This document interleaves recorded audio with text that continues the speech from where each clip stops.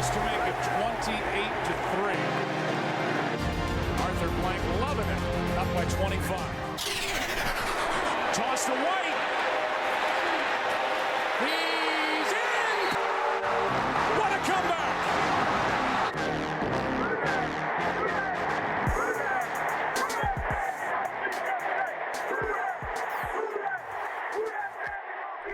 All right, welcome to another episode of the 28-3 podcast. It's been a while, 1 month to be exact, I believe. That's when you went to Guam, right? A month ago? A month ago. Yeah. And you and I recorded a little virtual episode. I think it was our reaction to Carr. It was that long ago. It was. Well, we obviously gave our opinion on that. You want to chime in with your thoughts real quick? Keep it short and sweet, please. I will. I listened to y'all. I mean, I disagree with most of what Corey said, but I just... Shocker. I agreed with a lot of what y'all said in that I think the fan base for sure across the board is happy about it. I think it's for different reasons.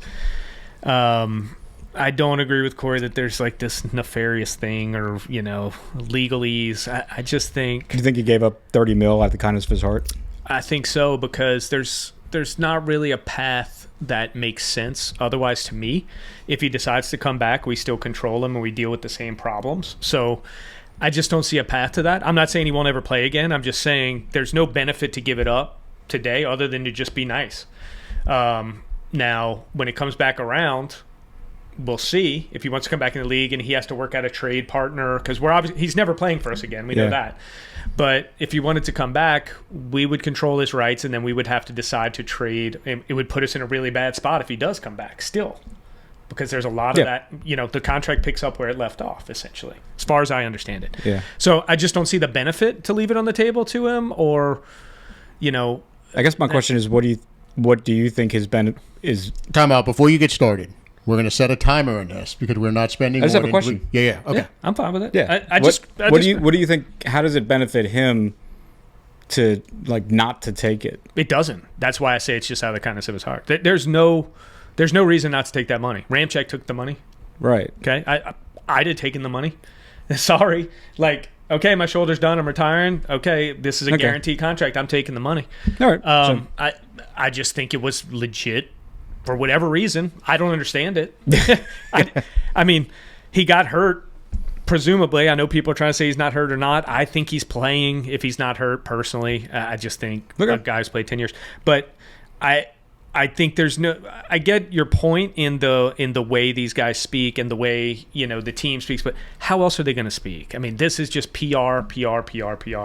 Manage the situation. I think it behooves the Saints to say good things about him on the way out and vice versa. You never know what happens down the road, but I honestly couldn't come up with any reason that it benefits Carr to give that up. So, to me, why do it? Unless it's to be a good guy or in his mind, a righteous guy or whatever you want to say. Like, I'm a stand-up guy. I'm not earning that money. I don't want it. Okay. But do I think that's insane? I do. Yeah. But to me, the only reason for that would be out of kindness. So you're not buying into the idea that he wouldn't be able to prove that it was not an off-the-field injury, not buying into the fact the Saints would have challenged it in a grievance if he tried to take it. I don't. They'd never win. Okay. They'd never win. Yeah. All right. Fair. I'm in the middle, and this is the last thing I'm saying on it. I'm in the middle of those two schools of thought. It doesn't pass the smell test. This is the guy who has gone on record saying over and over again, I will not take a pay cut. This is the contract. I'm not taking a pay cut even if it gets me out of here when he supposedly wanted to go. It feels like the Saints had some sort of leverage on him, but obviously none of us are ever going to know because it's not going to come out. Whatever, he's gone. Unless I can come up with that leverage, I can't go down that path logically for me. Yeah, and I see no leverage. That'd be if you're going down my hypothetical route. Yeah, the Saints wouldn't give you the leverage until. It wouldn't be public until it had to be. Yeah. The whole point of him, if it is that route and he's saying, okay, I'm going to give it up, just don't come out public with all that bullshit and we'll publicly part ways happily, etc. That's the reason if you're going down that my route, if he gives it up. I'm just But, going off, you know, Carr as a person, and y'all alluded to it. Max alluded to it. He's like a man of faith. He's a family guy. He's a very basic guy. Yeah. He goes up in his church, talks to his church about it. Like, I just think people are trying to create something that's not really there because it's fun. I get it. We have nothing else to talk about. But, like, this isn't the guy who's going to go, like, sneakily do this, in my opinion. It's not been his MO. Like, he's stayed the same guy who doesn't fit here, clearly. Yeah. We know that. But he's been the same guy pretty much his whole career. I find it hard to believe just leaving 30 on the table when, you know, he easily could have just come in and taken it with no problem. And I get it. You're saying maybe he doesn't want the medicals coming out because it doesn't show it's like, but I just think you're reaching for stuff. Neither of us believe someone could just leave 30 on the table, but we differ on the reasons why we think Carr all three of us don't see any reason for someone to leave. Chappelle left 40. People do it. They do it for different reasons. Yeah. I don't agree with it. Dave Chappelle and Derek Carr very much the same type of person. Completely different. But both left crazy money that a lot of people don't understand. It does happen. Look, it does happen. Stranger shit has happened. The reality is we don't have to talk about him anymore. No. We just want to get his 2 cents on it. We got it. My last bit is I agree 100% what y'all said about moving forward, and, you know, by him doing that, whether it turns out whatever down the road, starts us from scratch right out of the gate is a complete gift, regardless of why it happened, whether he's got a plan or whatever. It doesn't matter.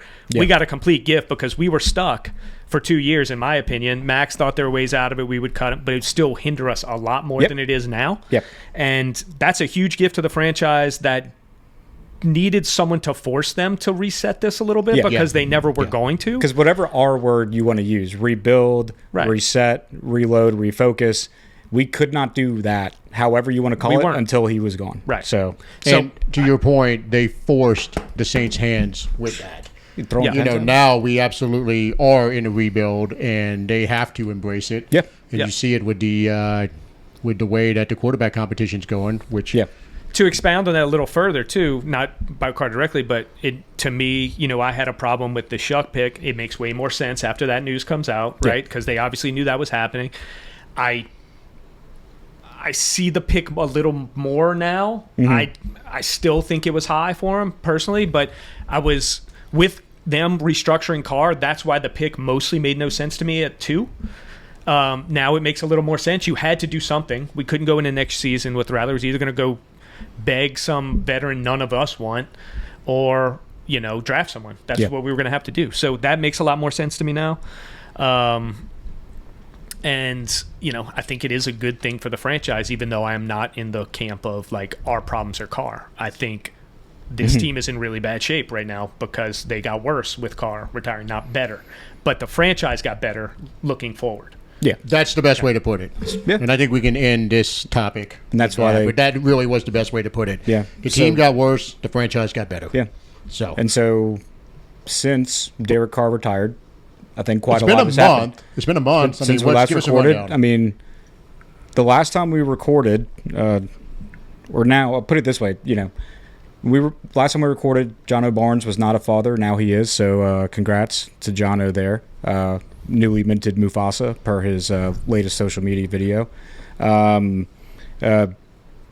Since we've last recorded, our guys Mike and Dan at the Saint City and me have had their wives on a podcast. Quite possibly one of the boldest moves any podcaster can do. So kudos to the courage it took, possibly liquid courage, to make that happen. Let's see. A garbage truck slammed into the on-ramp that I usually take to get here, closing down that on-ramp for over a month. Yeah, until like 2 days ago. I take the same one often. You know, there's been a lot of random stuff that has happened, and the Saints have done both OTAs and minicamp. Yes. Which we are here to talk about today. Well, yeah, I think obviously the main event topic is going to be Shuck versus Rattler, and I guess what the early reports are. But why don't we start off with the offensive line? Because I know that they did what we were hoping they would do, put Penning in at left guard. Yep. Leave Kelvin Banks at his natural left tackle, slide Fuaga over to his natural right tackle. Lo and behold, the Saints did the thing that we thought they should do. I think we were all universally. I think we wanted my main thing was just to make sure that Banks and Fuaga were at tackle and that they weren't doing something crazy like putting a guy you spent a first-round draft pick on at guard, and then I forget what we said the setup would have been if they put Banks at guard. Fuaga would have been at a tackle, but I forget who would even be the other tackle in that scenario. So I'm just glad they didn't go down that Penning route. would have been the other tackle in that scenario. Yeah, and that's right. We wouldn't have moved Penning. And someone else brought up a good point. Corey was talking Roduns. I mean, maybe starting. He's young. We started. He's roughly Penning's age, if I'm not mistaken. I'm gonna look this up while you. He's young for a free agent pickup. He's not like we compared him to Lucas. But I was adamant. He's a younger Patrick, and Patrick was 31 or 32 last year. Right, and so I was adamant if you draft Banks in the top 10, that has to be a tackle. Radins is 27, and typically your top 10 draft is your blindside protector, one of your bookends. So if you're going high draft picks on tackles 2 years in a row, those guys have to work out as your bookends. I mean, I think we can all agree if they don't work out, like if Fuaga has a fall off, if Banks just ends up being a whiff, it doesn't look like he will, but if that were to occur, or if one of them were about to three falter, of the last 4 years taking a tackle too. it's more, and it's going back, it's like 9, 8. Ramczyk, Jamal It's not all like first round, but it's like our you first, hit on him. our You first hit on pick, them all. right? Penning's the one you missed on. Now, maybe he's salvageable at guard. We're going to find out. He helped himself last year. He didn't solve anything. He showed that Did he help himself? He just showed that he could stay on the field on a crappy. But remember where we were on him before last year? We were like he improved a lot last year. We were I'm not before the season. He improved, but he wasn't good. It wasn't terrible, and he was good. Let's go back blocking. to our hot take episode where my hot take, and y'all all agreed it was a good hot take. It was that Trevor Penning's going to start all the games, and by the end of the year, he's going to be the solidified starter. Now, granted, he's to your credit, that was a hot take at the time. And he was our highest rated lineman in multiple That's what games. I'm saying. He was not a disaster last year. Right. He made a big step. I mean, enough for you to want to keep him like the bot. He went from below to probably the basement. Agree. Yeah, no, he could have been. So he did take a big step. I'll say that. He would have been a middle of the road XFL tackle in his rookie. Was it his rookie year? He wasn't making the XFL in his rookie. Put it that way. So the fact that he yeah. got into the conversation of even being one of our top 5 linemen is doing something for himself in his sophomore season. Yeah. And so now we have that. I'm not saying he's a Pro Bowler. I think he showed he belongs in the league last year. And now, whether that's a veteran minimum guy is still up for debate. Yeah, I don't think he's a veteran minimum. He's not a big contract guy. We know that. That's why they turned down the option. Well, he might be Lucas Patrick. Patrick has been in the league for 10 years. So. Penning might single-handedly have the lowest floor and highest ceiling of any player on a roster. I just like him at guard. That's a good point. Without looking at anybody else, I mean, really thinking about it, because there could be somebody else. But if you think about Penning's floor, we've seen it. When it you let him go at if you think about his ceiling, you're like run block. This is a really good point, though. Yeah, the lowest floor, highest ceiling of any player on a roster. I don't know. There's the biggest range. Yeah, of I don't know that I can find anybody else. I think we've got the floor now. That's what I'm saying. We know the floor. It's as low as we know the floor at tackle, and it's your worst starter. His floor is his worst starter now. It's almost.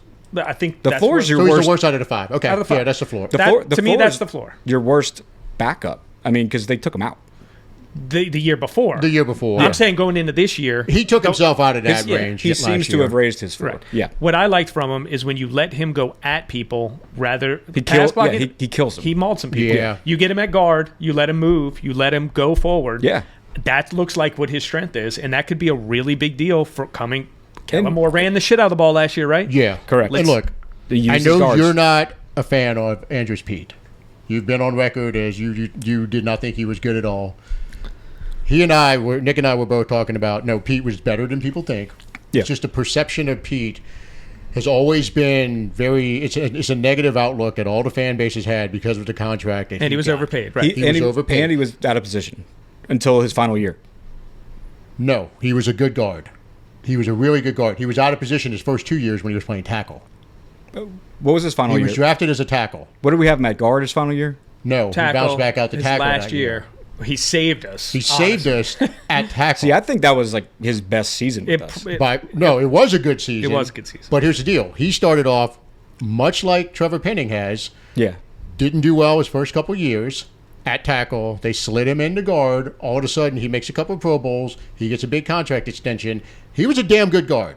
The problem is when he fucked up, there was always a camera pointed right at him. Yeah. And you see like his hand reaching for somebody that's murdering Drew Brees. You could always see a lineman between his nameplate and the quarterback. But he was good. He was a damn good guard. He had a couple Pro Bowls. Obviously, we don't hold Pro Bowls as highly as we do all pros. See, when I say Pro Bowl to somebody, you're like, y'all poo-poo me. And now I'm just I'm saying right now, Pro Bowl it? is not the compliment that it used to be. Okay. Like all pros up here, Pro Bowls somewhere in here. That being said, Andrew Speed was way better than you thought he was. That's what you think. No, that's what I know, and he'll back me up on this. I think he was a good guard. Another poor draft pick though. A poor draft pick because he didn't play he didn't play tackle. You drafted him in the top 15. That's a poor pick. You shouldn't be getting your guards there, in my opinion. That's personal, unless they are just the most dominant. But he player. wasn't a bust. And he wasn't was a bust. headed towards bust, and he recovered and saved it. So hopefully, Penning follow the Andrews Pete blueprint, and turn his career around at, ironically, left guard, which is where Pete went. I'll say this: the Penning experiment, the first year, looked worse than Pete ever looked, and probably could have ever looked. Like as bad. You know what I mean? Like I agree with that. 100%. Like so, I'll give Pete that. And it was his second year because his first year he didn't play. He didn't play. Oh, that's right. I keep saying his. So, I keep saying his second his first, year was his first real. I would agree with that. It was a disaster. Yeah. Pete was not that level of disaster, but Pete couldn't play where we were hoping he could play, so it wasn't good either. Yeah. So anyway, but I guess I'm gonna go back to what I said about Penning after the season. I don't remember what episode it was. I told both of y'all I wouldn't give him the 5th-year option. I wouldn't pick it up. I said I don't think the Saints are going to. Y'all both said that they would. They didn't pick it up. I thought they might. I knew they would pick up Olave. I don't know if I said Olave's dirt cheap because right now to go and Right. wait for a middle of the pack wide receivers in the 20s, and if you can get them for I think it's 14 or 15 million. We'll have to have the court reporter. When did they have to decide the 5th year? It was back sometime in May, May something. Mid-May, yeah. But that was after the draft. They chose to go line. They're not going to pick up the option if they decide to go pick it long. up anyway. Yeah, and that's what everybody's. Well, maybe not, but they decided. I think we made we went hardest in the paint on that prediction before the draft, and then it ended up happening. Yeah, it was before the draft. after I the said draft. he is not getting his. I don't think he's getting picked up. I think Nick and I didn't say they will. I think we said they might. Yeah. I said after that season, you could see a scenario to pick it up. If you told me we were taking an offensive lineman in the top 10, I knew they weren't picking up his option. Right. For sure. I said this before I had any inkling. No, I know. I'm just saying. Like, things change. Our conversation in earnest happened before. Definitely happened. Yeah, it before was. I want to say it was draft. the season wrap up. But going back to what we were saying, I like that they're kind of staying the course. It's a little bit of a different behavior from an offensive lineman positioning plan or strategy than we've seen from this team in past years, and that's funny. It's a little odd because it's not like we've had some like stalwart same exact offensive line coach. We've gone through different offensive line coaches. We got rid of Marone before last year, but the thing that I heard that was the most encouraging is that the way they have it set up, at least what they've shown through OTAs and minicamp, is that every starter has a defined backup, a designated backup. Like Banks, I forget who's backing him up at tackle. Well, you say designated, they flip-flopped it.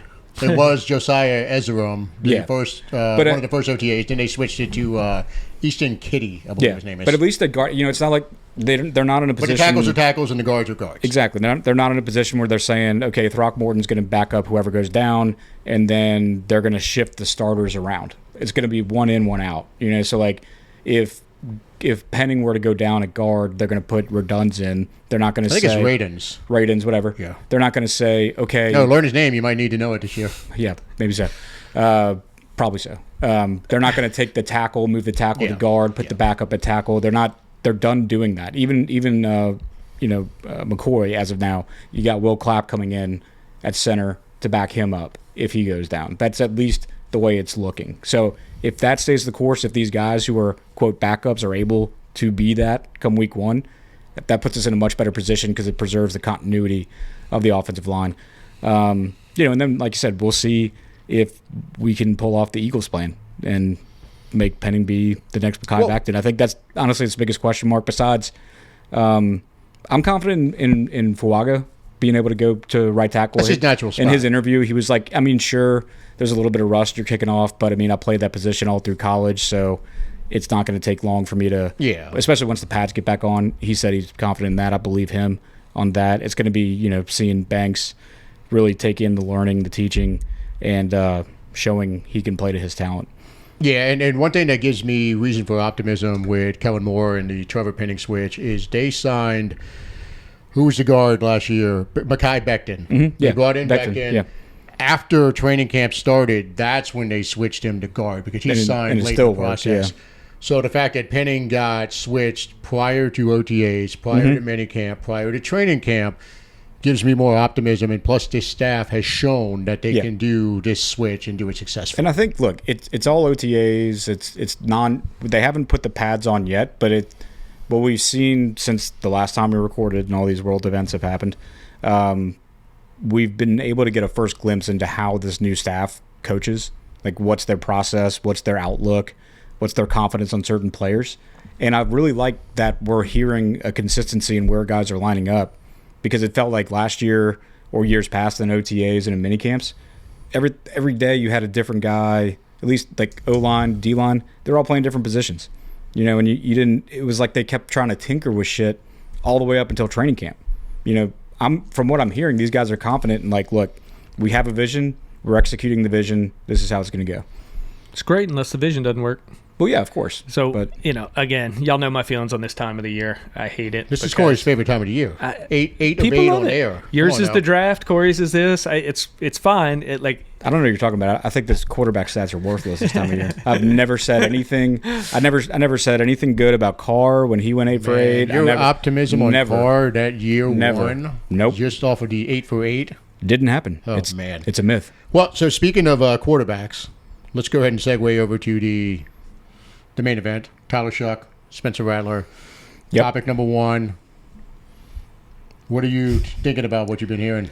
I mean, again, like I've said. So right now, by all accounts, neck and neck. Like I have said ad nauseum in the past, it's really hard to get a beat on quarterbacks when they're throwing against air. It's been one of my biggest things. But even if it hasn't been, I think especially when you're comparing the two. You know, like Carr, he was the defined starter. So when all I want to look for or hear about is, are they picking up how are they processing what they're learning? And I don't, it's not that the stats are going to tell you that, but they're running plays, they're getting play calls in practice, they're running them, they're moving the team, getting in and out of the huddle. The reporters have been saying that both guys look sharp from that aspect. They say, if you listen to Ross Jackson, he's saying that he thinks that Rattler has looked slightly better than Shuck.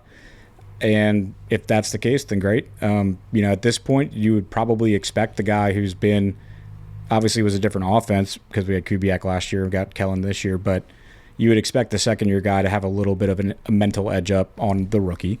Shuck's still going to, at least those first few OTAs, he's going to have an adjustment period. But they said Shuck's, the reports are that Shuck has looked like he's gradually got more comfortable. When you watch the videos, the little clips we get, which are smallest fraction of all the shit they do, look, I mean, they look the part. They're crisp with their passes. People say they're getting the balls out quick, which is why it's all bullshit. I would hope they do. I would hope they do when it's not a padded practice. I mean, it's all bullshit.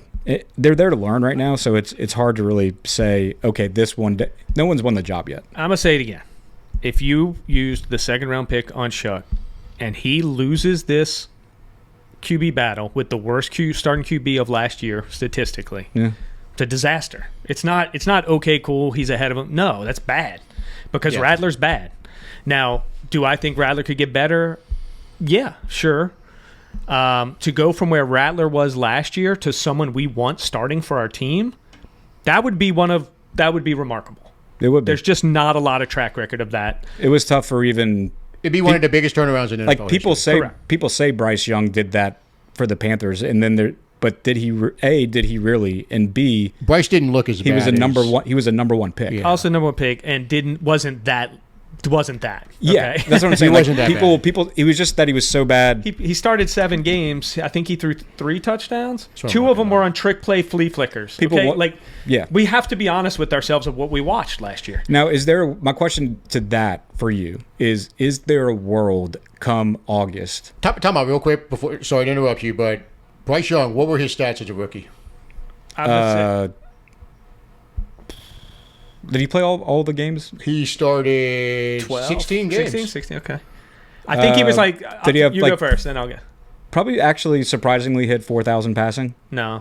God, he had over 3,000. I'm going to say he had like probably like he had 13 and 14 or 14 and 30, something like that. He did not hit 3,000 yards. Okay, He didn't hit 3? Okay. 2,877. But how many touchdowns and how many interceptions? Touchdowns, I'm going to say he was 14 to 13.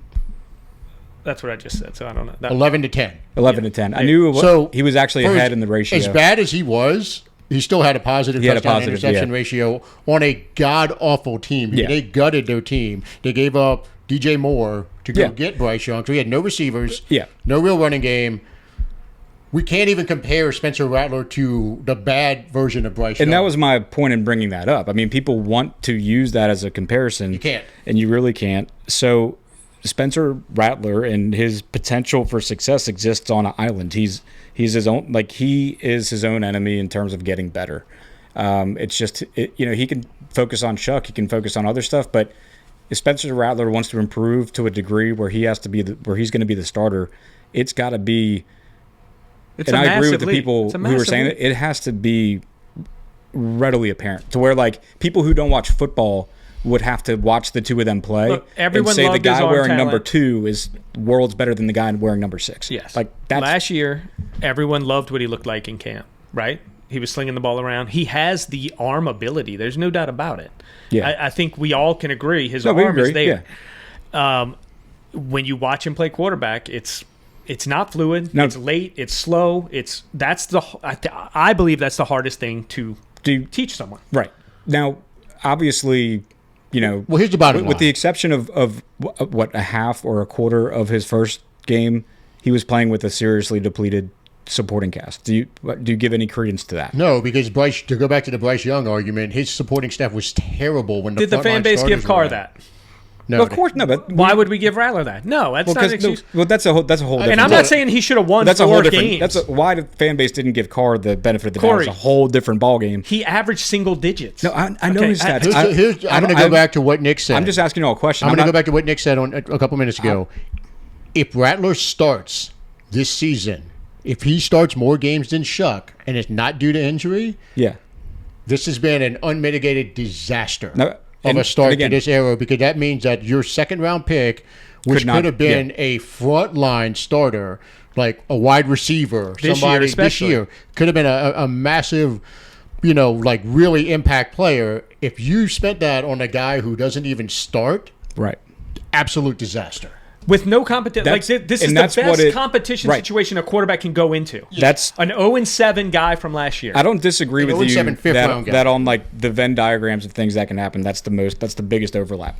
Now, when I'm asking you all these questions, I'm not saying I think it's going to happen. Like when I'm asking Nick the question about Rattler, I'm not saying I think that he should have gotten a free pass because of the supporting cast. I don't think that. I'm just asking Nick if he thought that. I think you take it into account. But what I'm saying is, when I watched him, we were scoring nothing. No, it was bad. Score. No, it was awful. It was like we were playing on a different field. It looked like we were playing on a football field that had 5-inch long grass. Like we were playing on the Oakmont Rough from the U.S. Open, and then when the other team came out, they had AstroTurf. Here's the thing: he did not flash. Like I watched Penix play 3 games, and I watched a couple of their games, and I swear to God, I saw more flashes out of Penix in like 2 games than I saw in Rattler and 7. And obviously, I agree with you, and of course, there are people.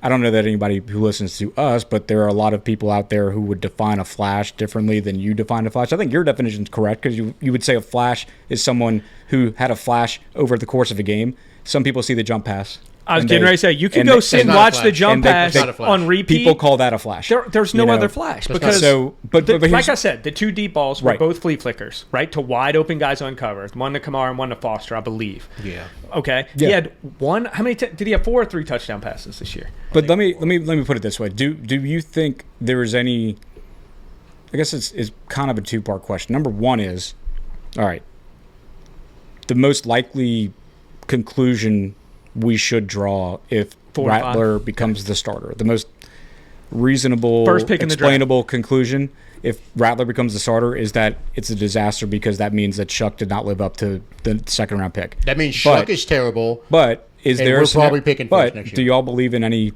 scenario or believe a scenario exists where Rattler just lights it up? No. I and don't. is undeniably No. better. Okay. That's then- just because I'm going back on what I said. I hope he does. I hope the kid has a long career. I just haven't seen a lot of guys look like that and then become what we need a starting quarterback to become. And You were asking for a Tom Brady in the 6th round type of miracle. That's how small of a chance, if there to even ask is for one. Rattler to Also, all of a he never sudden turn played that into a bad when he frontline was starter. in. Now he was on a good team, but he never played that bad. Ever. So Tom Brady. No, I'm not even saying. I'm just saying, like, that's the type of miracle you're asking for. Yeah. To ask for Rattler to all of a sudden become a frontline and that answers starter. that answers my question. And so again, this next one is more like, I'm not suggesting this, but it sounds to me like y'all are saying y'all don't believe that there's this idea of Rattler with Kubiak gone, with the offensive remolded shape, that there's no idea of a blank slate. Like he can. Oh, I'm sure he's got a blank slate. Do you think but he can start this year off season as though last season just didn't happen? I think Kellen Moore looked at the tape from last year when he was looking at taking this job. Yeah. Took the job, dove into the tape some more, talked to some people in the building, and that's when he realized, I don't have a quarterback. Okay. Yeah. So if Carr isn't going to be here, and he, I think they knew Carr wasn't the long-term option at that point. Yeah. And they hit the pro day circuit hard. They did. They went and looked at every single quarterback except for Shedeur Sanders. That was the only one Kellen Moore did not go watch practice. Out of the potential, Out of all the draft eligible first quarterbacks. round. So that tells me Kellen Moore looked at the tape, talked to people in the building, came to the same conclusion that you and I have been saying. This kid has a minuscule chance of going from a 5th round disappointing performing rookie to a frontline starter. Yeah. Now, and if he's starting this year, that tells me 2 things. That tells me that Tyler Shuck was an absolute disaster, and that tells me that we better be studying up on the draft eligible quarterbacks in 2026. Yeah. Let's hope that's not the case. Because to not that back we up hope what we- Mac's saying there about that, though, about Shuck, you drafted him. He's older than Rattler.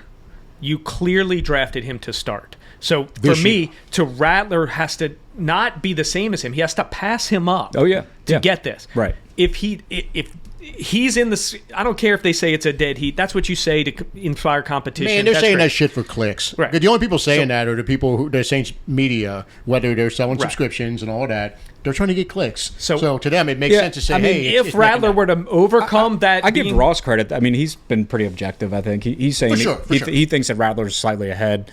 But again, it's like Nick said. I mean, it's OTAs. It's meaningless at this point. It's install. It's NFL pro practice. Rattler's had experience with pro practice all through last year, even before he started and played in games. Where Shuck, Kellen Moore even said it. It's really hard as a rookie as a QB to come in and you don't get there till May really, and you're expected to just be the one guy who knows all these plays. It's and really let's difficult. also look at it this way. So the first OTA, what was the feedback?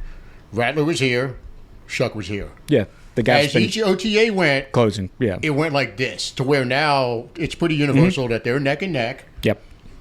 And I also told you, I feel like the clock is on immediately for Shuck. You don't get the luxury of coming in and being a rookie. You're not really a rookie. You're not a rookie. You're 26-year-old. So that is what it is. That's just his path. It's not a problem. But they were okay with drafting a 25, now 26-year-old because he's 25. Let's be fair. He is 25 right now. Yeah, he'll be 26 when the season starts. He and Rattler have the exact same birthday, and they're a year apart. But they're okay with drafting an older QB because they expect him to be advanced mentally. But it's also because it's 100%. A QB, and the reality is that's the one position where age doesn't factor in as much as it does. Like skill position, running back, you will never draft. I see a running back who's over the age of 23 drafted in the first round. Or like a kicker. Wide receiver, all of that. You don't see old guys coming in at wide receiver, running back, corner. If he was 21, there could be a breaking him into the league season where you could see. That's not the case with Shuck. Shuck, who he is a guy who's going to be 26. I think we're having a different conversation if he's 21, 22. I do too. In that situation, you could say, even if he's horrible,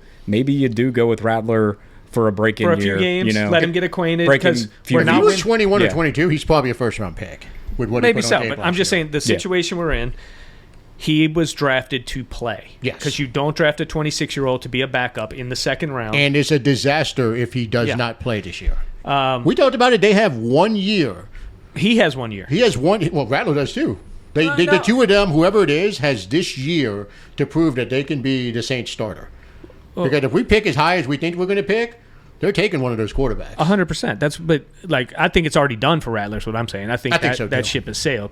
And fair or unfair, I agree with Corey. He had a terrible situation to come in for your first 7 starts.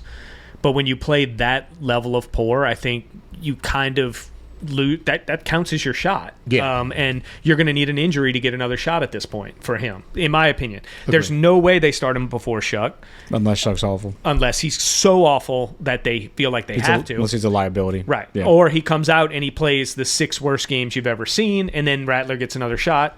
His other path is if Shuck gets funny. hurt. If Shuck comes in and plays like Rattler from last year, Rattler's going to play. He's going to play. Right. How funny is that? Right. But that's the scenarios to me. Yeah. I think Shuck's the starter. I think it's done already. Even if Rattler outperforms him all the way up until game 1, I still think Shuck's starting. And it's up to Shuck to figure it out as quick as he can. Yep. But so great. You heard it here first. Nick said he believes in everything he saw in OTAs, and for that reason, and that reason alone, he believes in Shuck. I'm going to say this, though.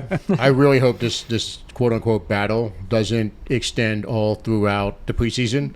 God, yeah. Make a decision quickly and get whoever the hell it's going to be all of the reps with all of the starters, because this person needs to be building up a rapport with Olave, Shaheed, Jawan Johnson, all these people. So make a decision quick. Don't let this drag out. And then also know who, if one of them is as valuable to your team to be the starter, then get him out of the preseason snaps. Don't get that guy injured, right? If we he needs this is the rare situation where they need to play.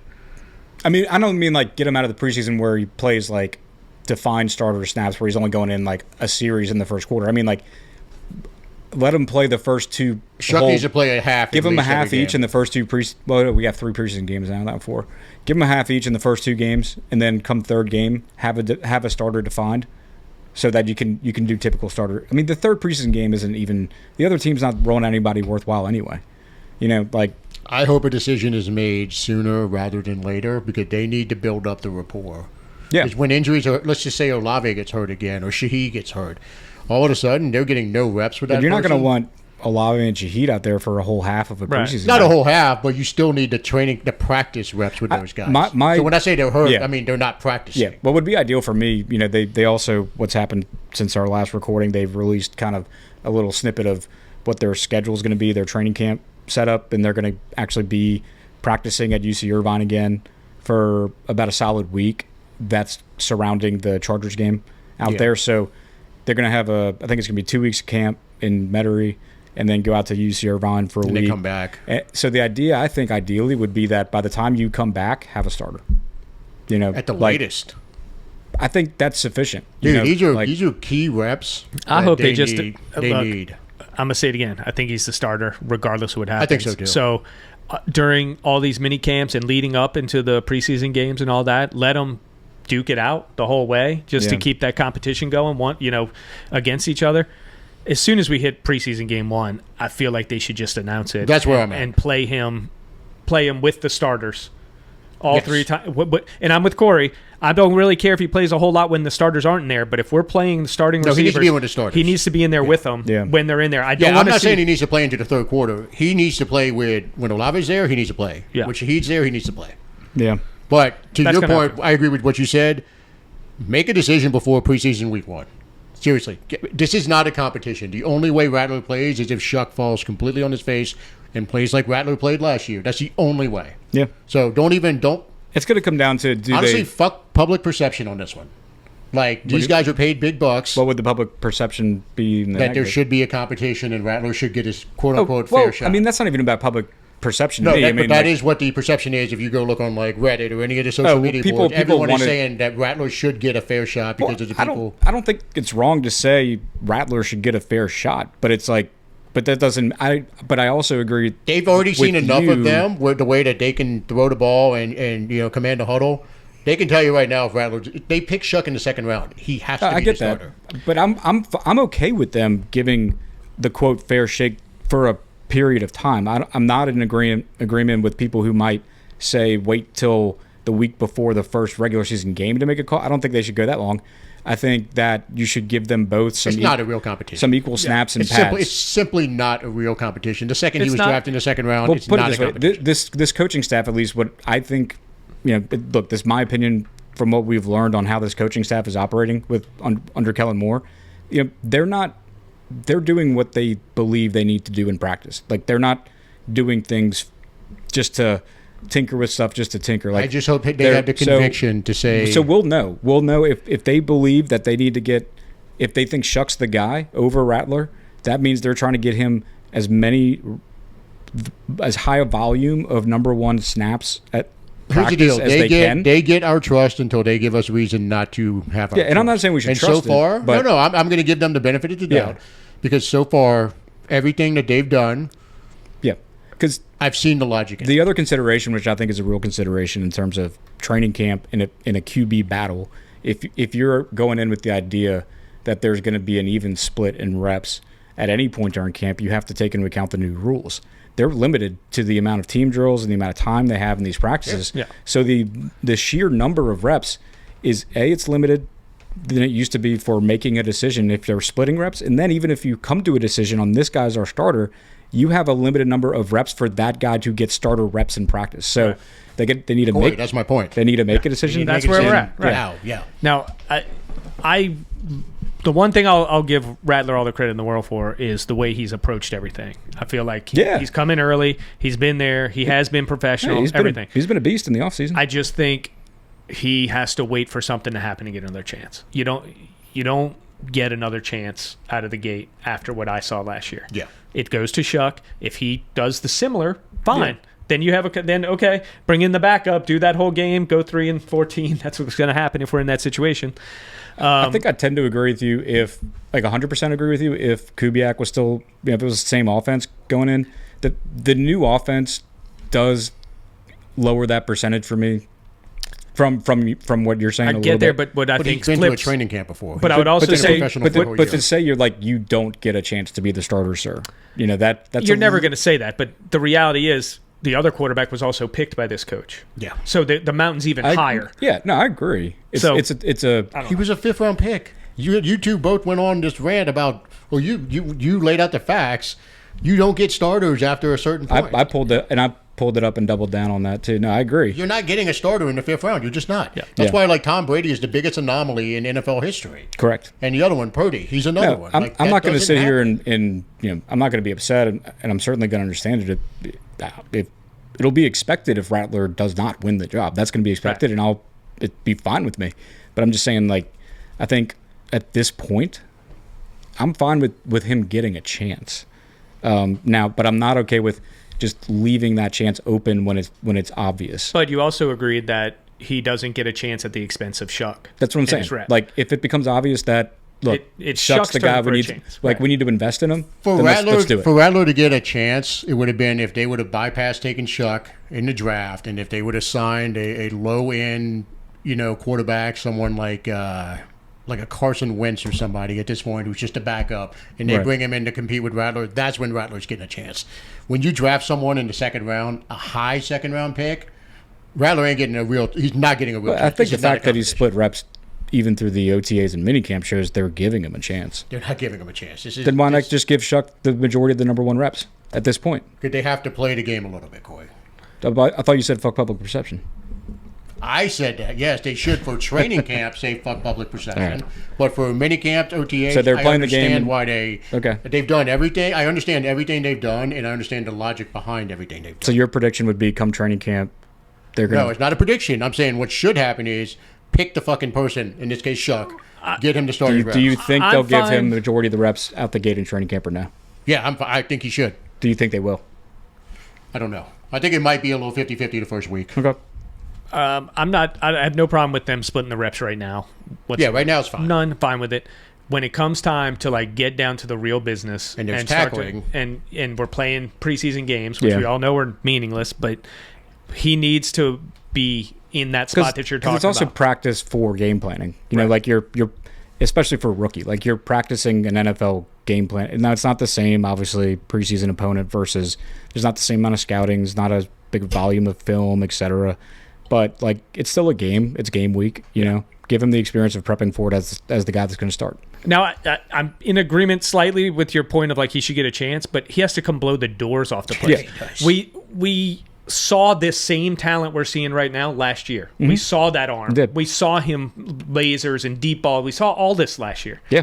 It didn't transfer to the field. Yeah. So for me, something has to look drastically different somewhere for this step. Same onus is on Shuck as well, because these competitions are bullshit. Let's go back to the Aaron Brooks, Jeff Blake competition. That wasn't a competition. No, I remember watching it and thinking, and this is before any of us had any, real insight. There was no, there wasn't a constant 24/7 news barrage of like Nick Underhill and all that stuff. Like we had to read the Times-Picayune and just form our own conclusions. And the reality is that was not a fair competition. You're talking about after we signed Blake before he got hurt? No. We signed Blake. He was the starter. We traded for Aaron Brooks. Remember, Blake got hurt the year we made the run to the playoffs. Talking about the following year? There was a competition the following year. When Blake was healthy. And we all know from watching those games, that was not a competition. Yeah. One of those guys, Brooks, got to play with the starters at the beginning of the game. And one of those guys, Blake, got to go in the third quarter and play with the scrubs. Yeah. It wasn't a competition. Yeah. That being said, in the lead up, they were like, oh, yeah, it's going to be a competition. It's going to be, equal chance. Bullshit. Same situation here. Shuck needs to get the majority of the reps. Rattler ain't the guy. Let's find out if Shuck is. Yeah. Because we need to find out ASAP, because if he's not the guy, go get the guy next year. Because don't forget, if he's not the guy, we are currently the Vegas odds worst team in the league. Yeah, so we're talking about quarterback next year. So I think we need to know if Shuck is the guy. Yeah. No matter what. So I think you have enough evidence to know that you're not building a franchise around Rattler. Now we need to find out if Shuck is someone we can or can't. And I think you got to find that out fairly quickly, because next year might be our only chance to get one of those really high draft pick quarterbacks. Yeah. I can't disagree with the urgency about knowing. No, you have to know, because this is the 1 year audition. He doesn't get a second. He doesn't get to half-ass it this year and just coast by, and then they go, all right, well, maybe he picks it up and steps it up in 2026. That's not the case. They have to know now, because if you got a top 5 pick, you're taking a quarterback. Carolina can't walk away from Bryce Young. We can walk away from Shuck. Walk away from either of them. Yeah. That's a good point. All right, let's move on to some of the free agents. So we signed Cam Akers, which, I don't know, more of an indictment on, I guess, our running back depth.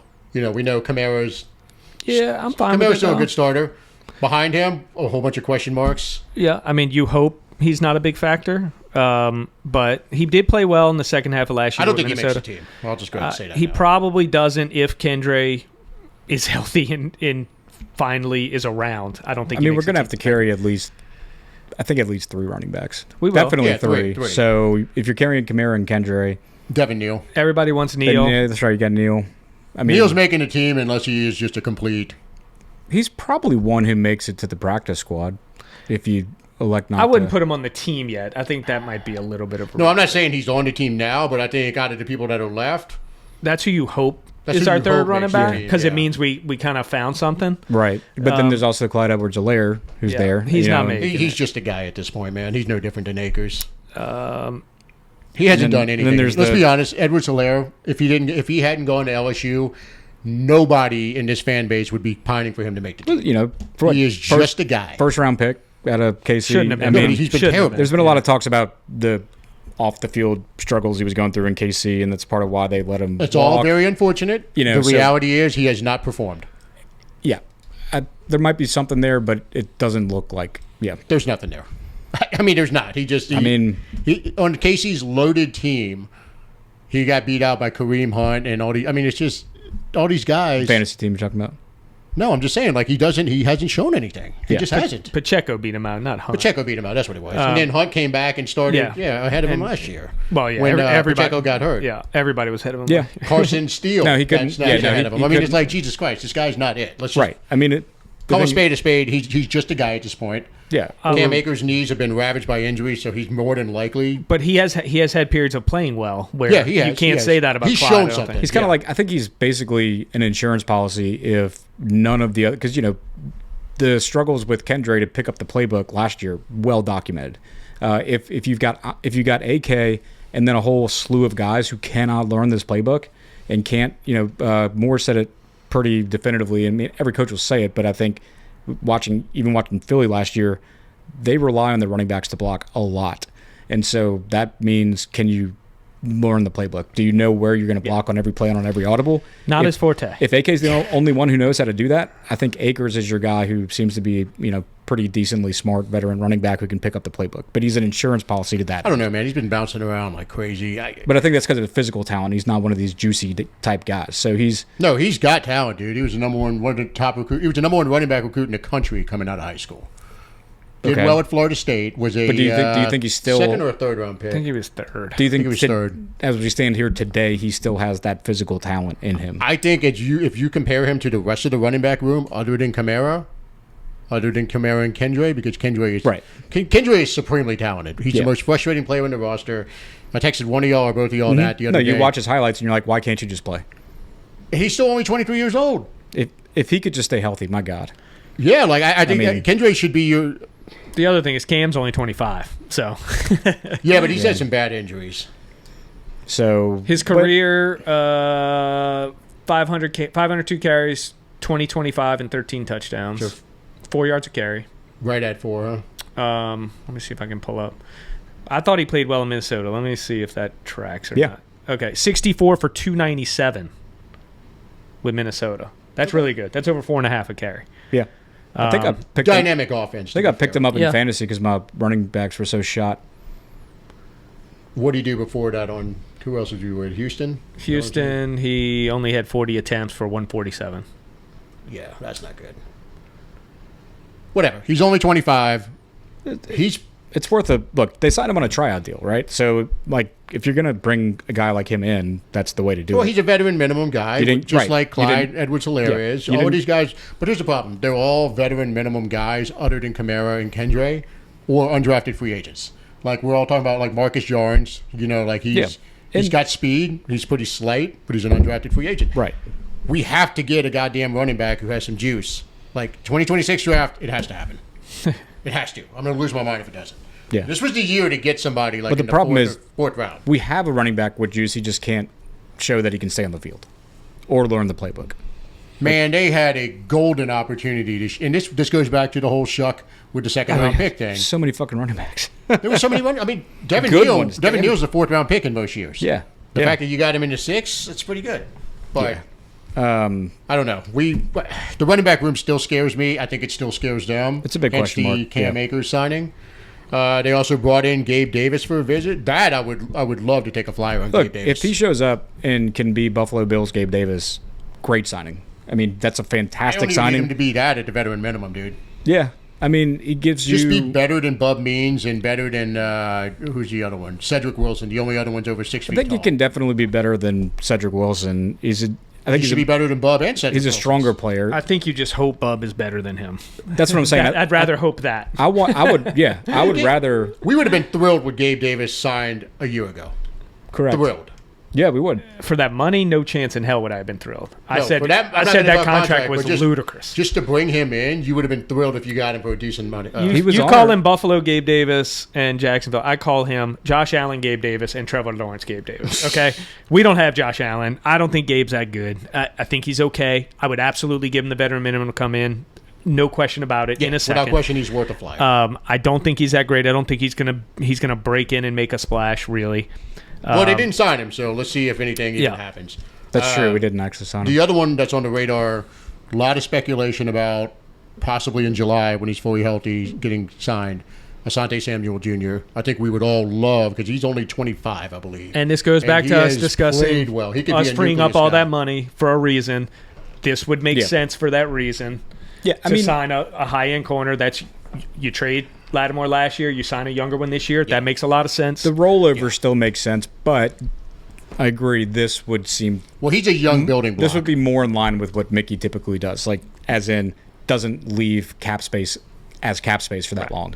Right. I'm fine with him using it on a young player. He's 25, 26. He's young 25. I think. 25. He's young enough. He's 25. He's here for a long time. Yeah. You know, and if he's healthy and his neck is right, he's here for 5 years and he's at least. With a coach he had success with, so that's better than him coming into a completely new system. And all of a sudden our secondary is a strength again, bringing in Reed, having Honey Badger. Then you have 3 corners again that we think are pretty good with Kool-Aid and Alontae. And it starts to make a lot of sense. And I like that they have come out publicly and said that Alontae is going to be the star in that system. We were questioning Good. who's going to be the star. That's what we wanted. So went straight to it. It's more of a safety position, which is what he should be. Or it's just not an outside corner at a minimum. The star does a bit of everything. The only reason the dude kept hanging himself as an outside corner and saying that's what I am he wanted is that money. Yeah. And star position gets paid too. Yeah. There's a long track record of it. The dude needs to just Someone jump clearly into where sat him his down and was yes. like, look, you want to know who the stars are in the league? Like the guys who have played the star position, like here's a list. You also want to know where you could be a star, an actual star, versus a CJ mediocre Gardner-Johnson corner. was like, no one wanted to deal with that dude as a person, but they still signed him because he was valuable in that spot And as a player. And Alontae is better at that spot than CJ Correct. was, in my opinion. CJ's reckless, but that's a different topic, different day. But I just think Asante Samuel Jr. fit. He's a fit. He's he's a massive fit, but the problem is I don't love the cornerbacks right now. The room is scary. Yeah. Because if you're counting Alontae in at the star position, you've got Kool-Aid on one side, and Kool-Aid by all accounts looked really good this last. And again, camp. But hold on, the other side right now, Yadam or Quincy Riley. That's why this fixes it. That's why it has to be Asante Samuel. He's a number one corner. He's proven it. Yeah. He's performed to that level. Yeah. It moves Kool-Aid into the 2 for this year. And then those got Yadam as a 3. You make that work, especially with Alontae in the start. One of the things we agreed. I'm fine with that cornerback depth chart. You have to sign Asante. One of the things we agreed with Dennis Allen on was that you can't have enough cornerbacks in the NFL, and so that this would be in tune with that. And so I think they should be aggressive with it. Hopefully they have been behind the scenes, and it just if they don't sign him, I'm very worried about the defense. Yeah, I mean, and I can't really think of any available alternative as starter cornerbacks out there. I mean, besides he's the only one. We tried to get one. We couldn't get him. We couldn't get Ward. Green Bay getting with Jair. Jair. Ward was the one they tried to get. We tried to get Ward. We couldn't get him. So clearly that was a need in Loomis's mind. So that's why and freeing up the space anyway. Yeah. Samuel being hurt and going to delayed signing. Everything points to that we are signing him. To me, unless something happens with the medicals. I agree. Same type of surgery. Medicals right? As Chase. Yeah, didn't he have an ACF? So I think it makes sense. Again, you don't know until we actually sign news him. comes out, wants to sign with a contender. Right. Don't we all? That's going to be the Jair. That's the Jair Alexander move. He's going to want to go to a contender. But Asante, I think. I don't want Jair. He's Lattimore's age. What's the point? Isn't he? There is no point. He's older than Asante. Why did you trade him if you're just going to sign the similar situation? Yeah, exactly. People say it's a locker room. Well, let me ask you guys this. So going into training camp, what position do you feel, we'll start with you, what position do you feel the best about, position group, and what position group do you feel the worst about? Best? Let's see. I mean, even though we don't have the sure bet big guy at wideout, I mean, you got 3 solid dudes between Olave, Shaheed, and Cooks. There's not that much depth there. Other than that, I feel good about the O-line, considering it's more of like I feel good about them on paper versus the tape. They haven't all played together as a unit, but you look at the investment we've put in that group. I think they're up there, and then I would say linebacker, but DeMario and Pete are the only ones who are going to feel comfortable in that spot, whereas you're asking for Chase Young and Grando, which they have confirmed, which I was I guess surprised, but you're asking them to do new things this year, so it's hard to say because if you're talking linebacker group, you're talking about all 4 OLBs and inside linebackers. So, I don't feel good about linebacker, right? So I would include them, but just pick one. I think at this point O-line. I'm with you on that. That was what I was going to say. Is offensive line I feel the best about. There's actual depth. And to your point earlier, there were people in designated spots, like guards. Yeah. There's a backup for each guard spot. There's not going to be moving people around. It was so frustrating. The second one dude went down, you got 3 guys playing a different spot. Yeah. Or more. And I think it goes without saying cornerback is the biggest question mark right now. Well, or running back. I mean, quarterback? Anybody thinking quarterback? I guess it's not a question mark because we know it's going to be like the 32nd ranked starter no matter who's in. It could be. We know it's going to be Shuck or Rattler, probably Shuck, and whoever it is, they're going to the expectations are at the floor compared to the rest of the NFL. Yeah, I'm strangely so it's like it's not as much of a question mark as it is just a shit, we'll see what happens.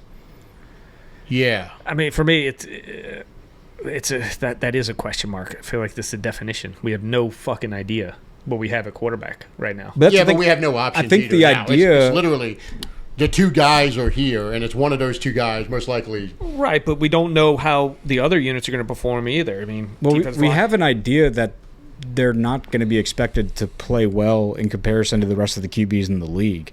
I guess the question would be, how much worse will whoever our starter is be compared to other quarterbacks? I guess what's the question? Are you saying a question mark of who the starter is? A question mark of what position group do you feel the worst about? Quarterback. Okay. I feel the worst about quarterback. I feel the best. I'm with y'all on offensive line because the investment in offensive line, we tripled down again. We've got 4 first-round picks and a second-round pick, all drafted in the last 6 years. Theoretically, that should be our strongest unit. Now, they haven't played together in this format, so we got to see. But the talent is certainly there in that room to be really good. Consider you got a whole new scheme on offense. You got a whole new scheme on defense. When you're judging these groups, we say like on paper as a way to put an asterisk on something, but that's all we have right now is on paper. Yeah. We can't. I think if Banks is legit, you can say you have 3 legit offensive linemen that are like really good, and then you have 2 that could be good. If flanked by really good ones. We don't think they're great, but they could be good, and that's a really good offensive line. And if anything, look, I'm strangely optimistic that Shuck's going to have a decent year. I'm probably dead wrong on this. I don't know why. The offensive line being a supposed strength, the speed at the wide receiver. Because if those guys stay healthy, that's a solid wide receiver core on the starters. The backups, we got to see what shakes out. You can look. I think I'm strangely optimistic about Shuck. The biggest key to Shuck's success is going to be our success running the ball. And the offensive line. Talk about it all comes down to the offensive line. But you can talk about pass protection. But these guys, they could protect him. He could have the most time to throw at any quarterback in the league. But if we don't have success running the ball before he drops back, then he's not going to have anybody to throw to. So the O-line could be all graded in the 90s on PFF pass block. But if we don't have a good run game to pair with that, then he's going to have a really hard time digesting what the defenses are giving him when it's his time to throw. Because they're going to be thrown. I feel like Moore is going to, and Moore and Nussmeier are going to, they're not going to ask too much out of the quarterback. They're going to, like you said, the running game is going to be a focus. They're going to put it on the offensive line. The offensive line has to pass block as well as run block.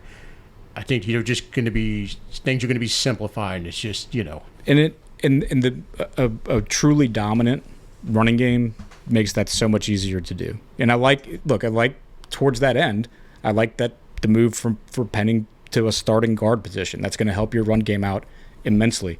Fuaga being over at right, we saw him do really well in run blocks. So you got a solid, front side run blocker there. And then if you're going to run any pulling type plays, like any counters, fake left, go right, you're going to have Fuaga blocking a kick out and Penning pulling and killing somebody. So that I'm going to say 1A, 1B. There's a lot of cornerbacks and quarterbacks are the top 2 concerns. If it wasn't for the Eric Reed signing, I think safety would be the poster, I feel like they can mask. Poster child number They're going to one. be able to mask the deficiencies and the inexperience of the quarterbacks. I don't think there's any covering up deficiencies at corner if we don't sign Asante Samuel. I think them announcing Alontae as the star in the defense is a clue too that they're signing him. I think so. It has to be. Yeah. Where did you see that? Because he was being interviewed and talking about playing the star. They were like, Alontae, what do you think about being the star role in the defense? And he's like, I like it. I think I got a lot of versatility. I mean, he was talking about it. It's out there. It's open. Yeah. There wasn't like a press release that said Alontae Taylor will be the star, but he's been lining up there in camp, and so they were asking him about it, and he didn't deny it. Okay, so under that scenario, Alontae from 2 years ago would have been like, well, I'm not really the star. I'm still good at the outside. It's like it's exactly what he always used to say. Yeah, and this time he's just like, no, I think it's a privilege and yada yada. So and on Twitter that time, I'm a CB1 or whatever, not a safety. So he made someone replied and was like, put him at safety, and he just replied with, nah. Yeah, that's what it was. That's what it was. Something like that. But I'll be singing a different tune shortly. Yeah. But again, like the cornerbacks could be covered up if we knew we had a dominant pass rush, but we don't. So, we don't. Or at least we have not shown that we have one. We don't have one. Look, I mean, 3-4 could could Staley dial up some gnarly looking shit, and Chase Young and Grando, it's like all they had to do was get off ball, and now they're maniacs, maybe. But a pass rush covers up defensive back deficiencies, and we don't have that. And like running game covers up QB and strong deficiencies. corners also give the pass rushers a little more time to go after. It's a complimentary. I don't know, man. I don't feel good about the defense at all. I honestly think the offense is going to outperform the defense. We could be in end of season rankings. We could be in for some very exciting games this year, but not for the good reasons. You know, like we're throwing deep to Shaheed and Cooks because we have to catch up because the defense is allowing it. You know, we have. So what's your biggest question mark, or what did you say? He said, I'm writing it down. I said corner / QB, but I'm gonna say QB or cornerback 1A 1B situation. What did you say? I don't think I gave a question mark. Did I? You didn't. You went off on a tangent and started. I just talked about the best. Group. It took me forever to find the one I like the best. No, but even though I gave him crap about what is a question mark, I guess you still have to go at quarterback. I mean, I think there's more certainty there about the quality you're going to get, but like as in not great quality, but and it's the most important position by a mile. It's still the biggest question mark. I mean, close second's linebacker because it's such a different. It's such a different ask from the linebacker group in years past. We all said it. Until we know the quarterback, we don't know anything about the team. So for me, that's the one. But yeah, no, because you could run the ball great, and we just clearly jinxed the line though by all three picking. Yeah, we did. So they'll probably suck. But at least we're acknowledging it. Yeah. Sorry, guys. Oh, look, I'm going to say this, and we can wrap this episode up. This is the most excited I've been for a season since Breeze retired. And the reason I say that is because the expectations are in the gutter. Did you say that last year? 2 years ago. Super Bowl. He picked us in the Super Bowl. I was going to say, this sounds familiar. The Carr signing. Signing, he was very excited. Oh, yeah, we all drank Corey was drinking the Kool-Aid, 8 of 8 and against Air. But, no, the reality is, like, this is the first time where there are zero expectations for this team. No one thinks this team is going to compete for a playoff spot. Yeah. Vegas has this as the odds-on favorite to have the first pick in the draft, in the 2026 draft. And it's by a lot. By a lot. That tells you everything you need to know about the public perception. But, hey, we are in a forced rebuild, as we touched on in the beginning of this episode. That, to me, is exciting because they are finally closing the door on the Sean Payton era, because the Dennis Allen era had too many elements of the Sean Payton era that they were trying to hold on to and just make last forever. Yeah. So I'm excited. I'm going to go to all the games. I probably won't get painted up.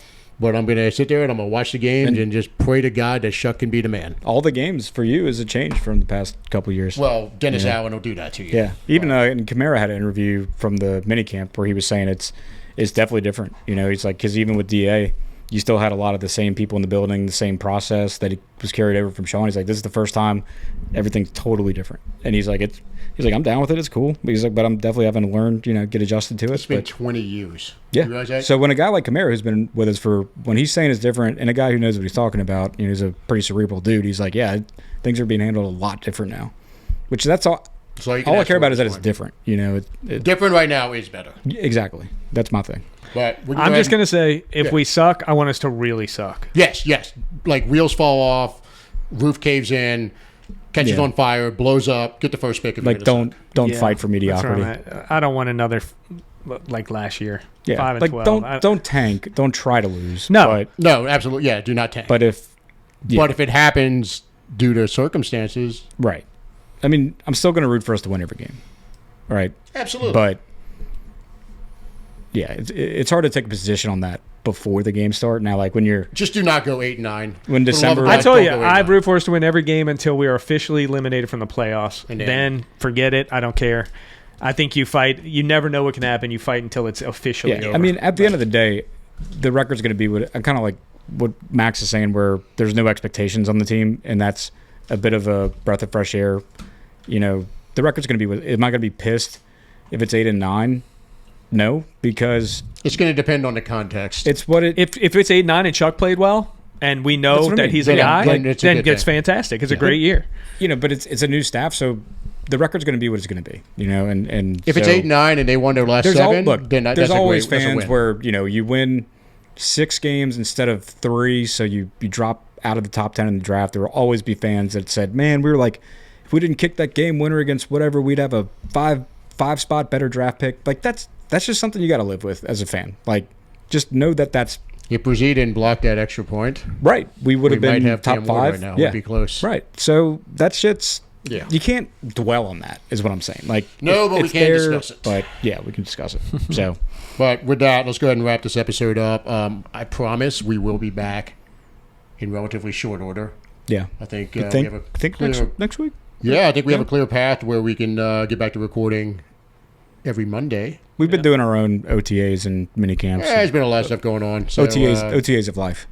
OTAs of life. Very, very well said. So, with that, we will see you guys in a week. Thanks for listening to this episode of the 28 to 3 podcast. Who dat? Who dat?